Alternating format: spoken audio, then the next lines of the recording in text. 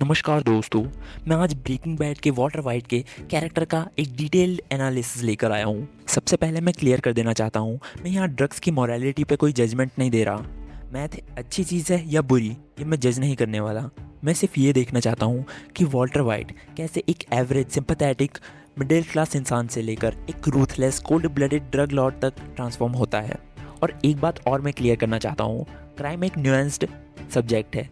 कुछ crimes contextually थोड़े forgivable लग सकते हैं, जैसे क्रिमिनल वर्ल्ड के अंदर होने वाले मर्डर्स जिसमें सिर्फ दूसरे क्रिमिनल्स इन्वॉल्व होते हैं।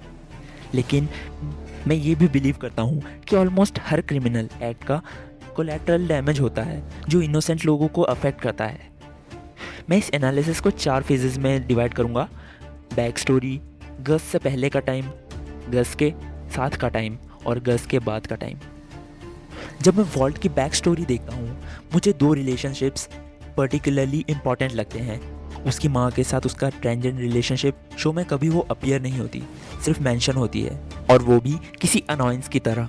उसके पिता की मौत जब हो गई थी जब वो 6 साल का था, और वॉल्ट के पास उनकी सिर्फ पेनफुल मेमोरीज हैं। और यहीं से मैं एक पैटर्न आइडेंटिफाई करता हूँ जो पूरे वीडियो में बार बार हाईलाइट करूँगा। वॉल्ट इमोशनली अनकंफर्टेबल सिचुएशंस को अवॉइड करता है, डायरेक्टली एड्रेस नहीं करता। मैं ये भी नोट करना चाहता हूँ कि वॉल्ट एकेडमिकली जेन्युइनली ब्रिलियंट था। उसका X ray crystallography research Nobel prize level work था। मैं स्पेसिफिकली ये पॉइंट इसलिए हाईलाइट कर रहा हूँ क्योंकि ये बाद में वीडियो में वापस नहीं आएगा, लेकिन ये इंपॉर्टेंट है समझने के लिए।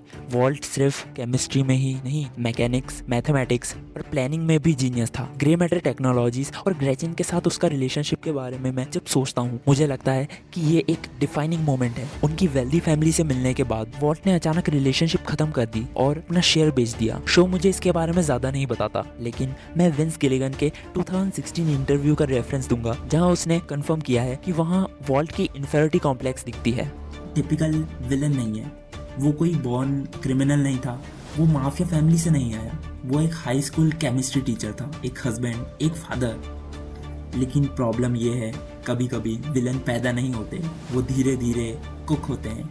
और वॉल्ट की स्टोरी वही है, एक ग्रेजुअल ट्रांसफॉर्मेशन। ये स्टोरी ड्रग्स की नहीं है, ये स्टोरी ईगो की है, प्राइड की है, और उस मोमेंट की जब इंसान डिसाइड करता है कि मैं गलत कर रहा हूँ पर मुझे फर्क नहीं पड़ता। वॉल्टर का पास सिंपल नहीं है, वो जीनियस था, नोबेल प्राइज विनिंग रिसर्च का पार्ट था, ग्रे मैटर नाम की कंपनी का को फाउंडर था, और फिर सब छोड़ दिया। क्यों? क्योंकि उसे ग्रेचिन के रिच फैमिली के सामने खुद को छोटा महसूस हुआ। बस इतनी सी बात, उसका ईगो हर्ट हुआ और उसने अपना फ्यूचर बेच दिया। बाद में जब grey matter billion dollar company बन गई तो वॉल्ट ने कभी ये एक्सेप्ट नहीं किया कि गलती उसकी थी। वो एक इगोइस्टिक इंसान था, उसने ब्लेम किया, रिसेंटमेंट बिल्ड की, और वो रिसेंटमेंट सालों तक अंदर जलता रहा। ये समझना इंपॉर्टेंट है कि वॉल्ट का बिगेस्ट फ्लॉ उसका ईगो है। वो फेलियर एक्सेप्ट नहीं कर सकता, वो हेल्प एक्सेप्ट नहीं कर सकता, और जब इंसान अपनी गलतियों का ब्लेम दुनिया पर डालने लगता है तो वो डेंजरस हो जाता है। वो एक्सेप्टेंस भूल जाता है और दूसरों को अपनी गलतियों का गुनहगार मानने लगता है। सीजन 1 में हम एक ब्रोकन मैन देखते हैं, एक डिप्रेस्ड, दुनिया से हारा हुआ, जिंदगी में हारा हुआ इंसान।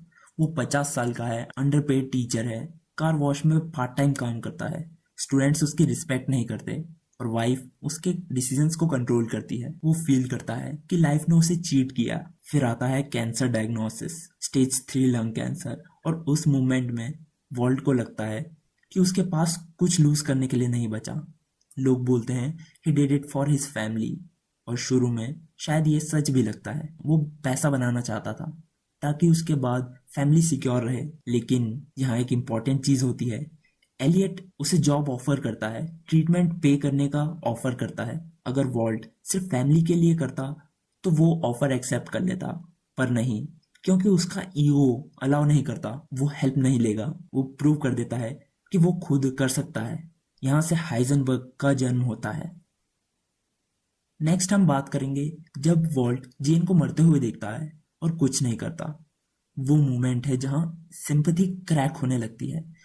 हाँ, जेन एडिक्ट थी, हाँ वो ब्लैकमेल कर रही थी, लेकिन वॉल्ट उसे बचा सकता था, और उसने चूज किया ना बचाना। ये सेल्फ डिफेंस नहीं था, ये कैलकुलेशन थी।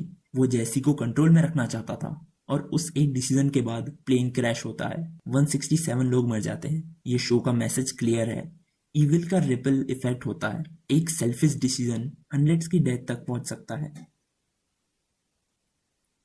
जब वॉल्ट गस फ्रिंग के अंडर काम करता है, इनिशियली वो प्रोफेशनल होता है, पर फिर प्रॉब्लम शुरू होती है। वॉल्ट को बॉस बनना है, उसे कंट्रोल चाहिए, उसे रिकॉग्निशन चाहिए। I am the one who knocks, ये डायलॉग सिर्फ ईगो नहीं था, ये उसका डिक्लेरेशन था that he wants to be at the uppermost level. वो अब डेंजर से नहीं डरता, वो डेंजर बनना चाहता है, वो खुद एक डेंजर है।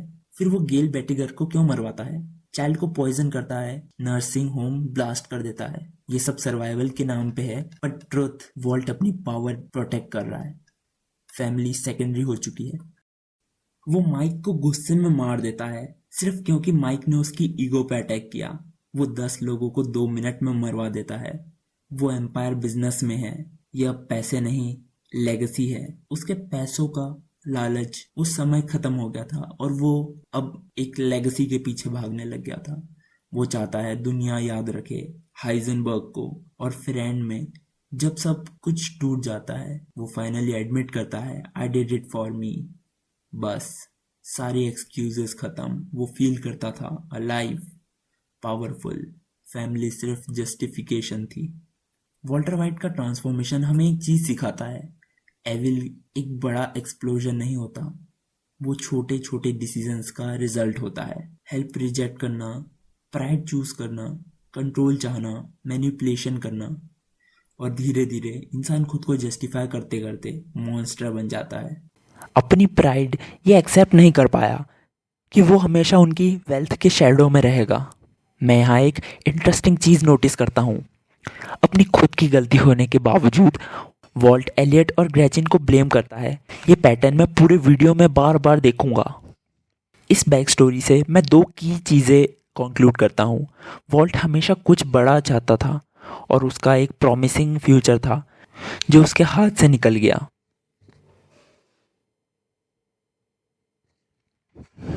सीरीज की शुरुआत में वॉल्ट को एक पैसिव डिफीटेड फिगर की तरह दिखाते हैं। अपने हाउस होल्ड में कोई अथॉरिटी नहीं। कैंसर डायग्नोसिस के बाद मैं नोट करता हूँ कि उसका इंटेंट जेन्युइनली सेल्फलेस है, सिर्फ फैमिली के लिए फाइनेंशियली सिक्योरिटी चाहता है। जब मैं एलियट का जॉब ऑफर रिजेक्ट करने वाला सीन देखता हूँ, मुझे ये एक टर्निंग पॉइंट लगता है। हेल्थ इंश्योरेंस, ट्रीटमेंट का पैसा, सब कुछ ऑफर में था, फिर भी वॉल्ट मना कर देता है। यहाँ मैं क्लियरली देख सकता हूँ कि उसका प्राइड उसकी प्रैक्टिकल जजमेंट से ज़्यादा पावरफुल है। मैं इस फेज़ में एस्केलेशन के कई मार्कर्स डिफाइन कर सकता हूँ। स्किनी पीट इंसिडेंट में वायलेंस का सजेशन, ग्रेचिन के साथ एब्रेसिव कॉन्फ्रंटेशन, बैजर की जेल मर्डर का साइलेंट इंडोर्समेंट, इन सब को देखकर मैं कंक्लूड कर सकता हूँ कि मर्डर के प्रति वॉल्ट का एप्रीहेंशन ग्रेजुअली कम हो रहा है। जब गस वॉल्ट को लैब और $3 मिलियन ऑफर करता है, मैं ये देखता हूँ कि गस स्पेसिफिकली वॉल्ट के एक डीप साइकोलॉजिकल नीड को एक्सप्लॉइट कर रहा है। अपने पिता के एब्सेंस की वजह से अपनी फैमिली को सब कुछ देना चाहता है जो उसे खुद नहीं मिला। मैं फ्लाई एपिसोड के ब्रेकडाउन को पर्टिकुलरली सिग्निफिकेंट मानता हूँ, जहाँ वॉल्ट कन्फेस करता है कि वो खुद को अब हीरो नहीं ऑस्ट्रेसाइज्ड विलन की तरह देखता है। जब मैं टोमास के शूटर की मर्डर देखता हूँ, मुझे शॉकिंग लगता है उसकी कैजुअलनेस, जैसे मक्खी मारना। यहाँ से मैं क्लियरली कंक्लूड कर सकता हूँ कि मर्डर अब उसके लिए एक रूटीन बन चुका है। मैं इन मर्डर्स को सिंपैथेटिक बट अननेसेसरी कैटेगराइज करूँगा क्योंकि इनका ओरिजिन ही वॉल्ट के अनवॉलंटरी क्रिमिनल इन्वॉल्वमेंट से हुआ है। इस फाइनल फेज में मैं नोट करता हूँ कि पॉकपी हैट, जो पहले वॉल्टर से हाइजनबर्ग में ट्रांजिशन सिंबलाइज करता था, अब ज़रूरी नहीं रहता, क्योंकि मैं ये देखता हूँ कि दोनों पर्सनालिटी पूरी तरह अब मर्ज हो चुकी है। I am the one who knocks, ये स्पीच देखकर मैं ये समझता हूँ कि ये उसकी कंप्लीट डोमिनेंस असर्शन है। जब वो जैसी को बोलता है मैं एम्पायर बिजनेस में हूँ, मैथ बिजनेस में नहीं, मैं इस स्टेटमेंट को उसके ट्रू मोटिवेशन का रिवील मानता हूँ। मैं माइक के मर्डर को पर्टिकुलरली टेलिंग इंसिडेंट मानता हूँ क्योंकि मैं देख सकता हूँ कि ये कोई रैशनल डिसीजन नहीं था, बल्कि एक इमोशनल रिएक्शन जब माइक ने उसके प्राइड पे डायरेक्ट अटैक किया। उसके तुरंत बाद 10 क्रू मेंबर्स को कोऑर्डिनेटेड एलिमिनेशन देखकर मैं ये कंक्लूड कर सकता हूँ कि ये वॉल्ट की टैक्टिकल ब्रिलियंस और उसके कंप्लीट मॉरल बैंक्रप्सी दोनों साइमल्टेनियसली डेमोन्स्ट्रेट करता है। एंड में मैं हैंक और स्टीव गोमेज की डेथ, फैमिली से एस्ट्रेंजमेंट और वॉल्ट का एक फ्रोज़न कैबिन में आइसोलेशन देखता हूँ।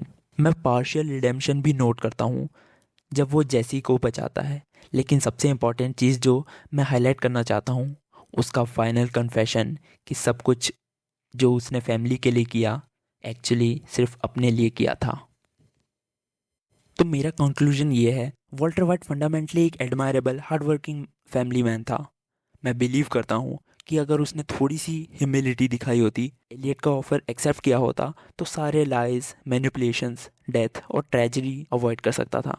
मेरा फाइनल वर्डिक्ट ये है, वॉल्टर वाइट एक इंटेंसली सेल्फिश, प्राइडफुल एगोमनियक निकलता है जिसके एक्शंस ने डायरेक्टली या इनडायरेक्टली 201 लोगों की मौत कॉज की। मैं ये मानता हूँ कि वो हीरो के रूप में शुरू होकर अपनी ही स्टोरी का विलन बन जाता है। आपको वॉल्ट के बारे में क्या लगता है कमेंट में बताइए, और अगले किस विलन को कवर करना चाहते हो वो भी सजेस्ट कर दीजिए।